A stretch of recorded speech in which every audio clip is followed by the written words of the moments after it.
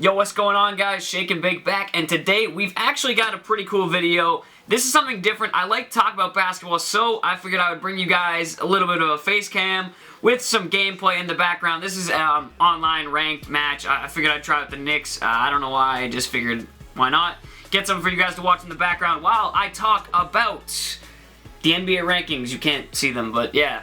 Basically, the NBA ESPN.com released these rankings. They're the top 25 NBA players as they were voted on by a big panel, and they would rate guys from 1 to 10, and based on that cumulative score, it would give them a rating of 1 to 10, finalized and average, and that's where they rank players. Now, for me, I didn't actually do that, but I did rank players based on pretty much how I feel, where I think guys are, and I didn't really go based off stats-wise because obviously that would take a long time. I pretty much just sat down for like a half hour and just kind of, I don't know, I figured out where I liked guys, but here is what I'm going to go with. I'm going to start reading my picks. I also have the Sports Nation picks. I'll put these on the screen really quickly. They're also going to be in the description if you want to take a look at my picks. They're on the right side, and they have the fan votes on the left side. And you can also find ESPN's ratings on there too, but ESPN and NBA's, their ratings are very, very strange. There was a couple picks that I really did not understand, and there was a lot of controversy over Kobe at number 25, and I knew you guys like hearing about NBA, so I figured this was a good idea, and let me get into my picks. I've got LeBron at 1, no shock there. He's miles above everyone. Yes, miles above everyone. I think he's so far ahead of Kevin Durant at number 2 that it's really sad. He's just miles above everybody else. There is no chance you should not have him at number 1. I cannot find anyone who could make a discussion for that. So we're gonna move past that. I do have let's see. We do have Kevin Durant at 2, obviously. At 3, Chris Paul. At 4, Carmelo Anthony. That is one that a lot of people are like, whoa. And I will be answering some tweets after this. I asked people to tweet at me with hashtag NBA Top 25, and I figured I'd use some tweets in this video, get you guys involved, and get your feedback. And basically by that, I can answer some of your questions. But yes, I do have Carmelo Anthony in the top 5 at number 4. I think he's a really quality player. Number 5, Paul George. 6, Steph Curry. 7, Tony Parker. 8, James Harden. I don't know why I'm struggling to read this. 9 is Russell Westbrook. 10 is Dwight Howard. 11 is Kyrie Irving. Derrick Rose at 12. 13 is Kevin Love.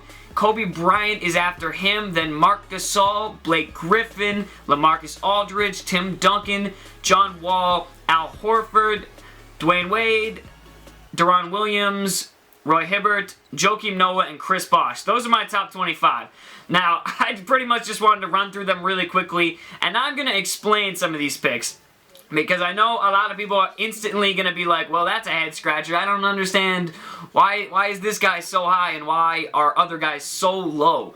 And one thing a lot of people were a little concerned about is Dwyane Wade. I have him ranked really, really low at 20, or actually 21. And, yeah, it showed. His age is showing. He was really just not Dwyane Wade in the last year's playoffs. He hasn't been Dwyane Wade in a while, and I honestly don't think that he is a top 15 talent in the NBA anymore. I don't know. That's just where I'm at. That's just how I feel. It's my opinion. That's all this is, guys. I'm not going based off of facts or stats. I know some stats will say that I'm wrong. Other stats will back me up. It's just how it is, you know. People get injured and stuff like that, and Dwyane Wade has been fighting injuries for the last, what, like 5 years. I mean, he's been healthy, but he's just not Dwyane Wade anymore. So that is, let's go to the tweets, though. I want to answer some of these tweets because then I can explain. Right here we got from @Matt Harris. He says, why Tony Parker so high? And yes, I do have Tony Parker high. I have him at 7. And, I mean, I think ESPN had him ranked pretty low. I think, what was ESPN ranked at? He was ranked at like 15 or 14. Well, actually, I can check right now because I have the rankings right here. So let me check, where is Tony Parker? I'm looking for him. Here he is. Yeah, they have him ranked as 12. And I thought that was a little low. I thought Tony Parker last year played so well. For the first, I think it was like the first 5 months, he was in the discussion for MVP with LeBron James. He was playing so well, and I really don't think he showed his age. I mean, he did obviously fall out of the MVP race in most people's eyes. I still think he was right up there, but he obviously was not going to win it. I mean, there's no chance you're beating LeBron. I thought he had a great season. I thought he's a very consistent player. He is getting older, but he proved himself in the playoffs. It wasn't for a couple crazy shots by Ray Allen and LeBron James. He could have been the Finals MVP if it wasn't Danny Green. I'm not really sure which one of those two would have gotten it had they had won, which they probably should have won, but you can't change what was already happening, and I don't know where I'm going with that. But yeah, I do have him high at 7. Not the best point guard out there. I think Chris Paul is clearly the best point guard, but I still think Tony Parker deserves a little bit more respect, and he had a really great year and needs to be in the top 10.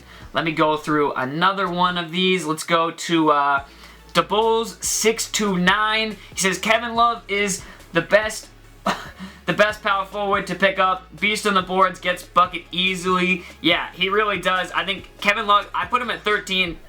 Some people said that's a little high. Better than Kobe. I do have him behind Derrick Rose, though. We've seen Derrick Rose play, and I guess I'm merging into that part right there. But we've yet to actually see Kobe play right now, and that concerns me. Obviously, these guys are both coming off injuries. Same with Russell Westbrook. Again, I have him rated pretty low at 9, whereas I think the ESPN NBA ratings had him at 4 or 5, and the fans right now have him at 6. I do have him low. We've yet to see anything. I've yet to watch any preseason of him, and until I really get to see him in action, see how good he is, see if he's ready. I know there have been some complications and stuff like that, so this list is now. This list is not 2 weeks from now, 3 weeks from now, a month from now, the end of the season. It's right now, the top 25, and I mean, I understand why they put Kobe at 25, I guess, because we've yet to see him even play. We don't know if he can play right now. I don't think he could. I mean, I'm pretty sure right now he's on track for like November, mid-November to come back. I think like Thanksgiving they're saying. I don't think he's going to start the season, so I mean, how could you put him in the top 10? There's so many good players, so I'm not completely disrespecting him with 14, but I cannot give him a top 10 rating when I don't think he could be playing in a game right now. I really don't. So that's that. Let me find a couple more tweets on here. Someone said, Derrick Rose not top 10, but Paul George top 5. This is from Nered NBA. Please explain. And I think Paul George, just like Tony Parker, he performed so well in those playoffs, and man, they pushed the Miami Heat to 7 games. They played so well. He was a major factor in that series, and I really thought he got it done this last season. I think he's getting better as it goes on, and I think really he is the top shooting guard out there. I mean, I do have him as the top shooting guard over James Harden. Someone said, why so low on James Harden? I don't know. I honestly don't know. I think he's going to take a step back as in stats-wise, obviously, because now they have Dwight Howard, who really is going to need to get some touches. He doesn't want them to just hug up threes all day. That's one of the reasons why he didn't want to go to Golden State, and that's pretty much what Houston does. So they're obviously changing their offense, and it's going to be interesting to see how James Harden adapts to that offense. I don't think he's going to be averaging the 29.7 points per game that he was at one point last year. I think he was in the beginning of the year, but he's not going to be doing that. He might be averaging still 22, 24, but Dwight Howard is going to need to get his touches unless he gets hurt or something, and I think James Harden had a massive year last year, but I still want to ease him into that top 5, unlike ESPN, who had him rated at 4, and I mean, the fans have him at 5, but I think 8 isn't too disrespectful. Remember, guys, these are just my opinions. Someone else, more on the Melo on top 5. I think Melo is the best offensive player in the game. I've said this before. He can shoot from anywhere. Beyond the arc, inside the arc, everything. It's cash. He's so clutch. I've just seen too many games of Carmelo Anthony just bang away 3 after 3 after 3 and just save his Knicks team that is underperforming, it seems like, all the time.